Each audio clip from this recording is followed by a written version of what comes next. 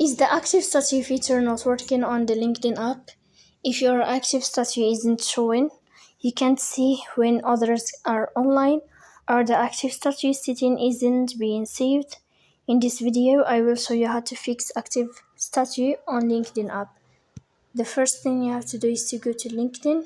You will click on LinkedIn app. Then here in this page, you will go to above to this sign.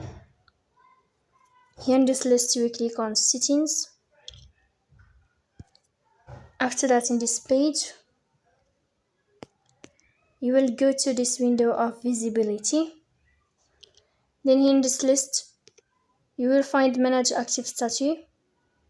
And here you can choose whether if you want to make it here your connections only or on LinkedIn members or no one. So please